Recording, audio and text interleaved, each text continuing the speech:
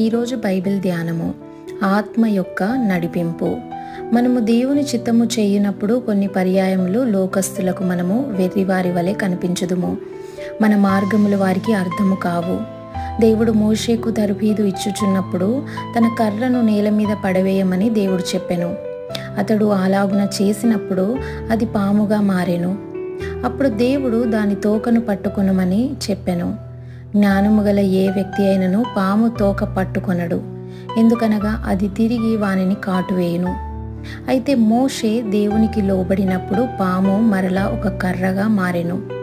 దేవుడు మనలను ఒకానొక గుర్తింపబడని మార్గమున నడిపించినప్పుడు దాన్ని మనము గ్రహించలేకపోవచ్చును. కానీ మనం ఆయన ఆలోచన చొప్పున లేక నడిపింపు ప్రకారము వెళ్ళిన ఎడల మనము పరిపూర్ణ మనశ్శాంతిని కలిగి ఉందుము.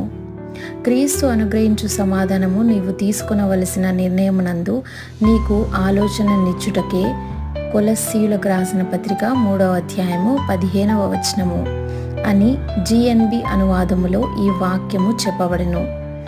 ఒక గుర్తింపబడని కార్యమును గూర్చి నీవు ప్రార్థించుచున్నప్పుడు నీకు కలవరముగా అనిపించిన ఎడల దేవుడు ఆ విషయమునందు వద్దు అని చెప్పుచున్నాడని అర్థము. మరొక వైపు ఆ సంగతి గూర్చి ప్రార్థించుచున్నప్పుడు నీవు నిజముగా మనశ్శాంతిని కలిగి ఉన్న ఎడల దేవుడు నిన్ను ఆ మార్గమునందు నడిపించుచున్నాడని అర్థము. నీవు దేవునితో సరి అయిన హృదయము కలిగి ఉండిన ఎడల నీవు ప్రార్థించుచున్నప్పుడు దేవుడు వద్దు లేక వేచియుండుము లేక అవును అని చెప్పుట నీవు గ్రహించగలవు. సమాధానము అను మాటకు గ్రీకు భాషలో అంపైర్ అను పదము వ్రాయబడి ఉన్నది. పరిశుద్ధాత్మ ఆటల పోటీలలో 2 జట్లు మధ్య నిలుచు మధ్యవర్తిగా క్రియ చేయుచున్నాడు. నీవు ఎవరితోనైనా మాట్లాడుచున్నప్పుడు దానిని చెప్పకుము అని పరిశుద్ధాత్మ అకస్మాత్తుగా చెప్పుట గ్రహించగలవు.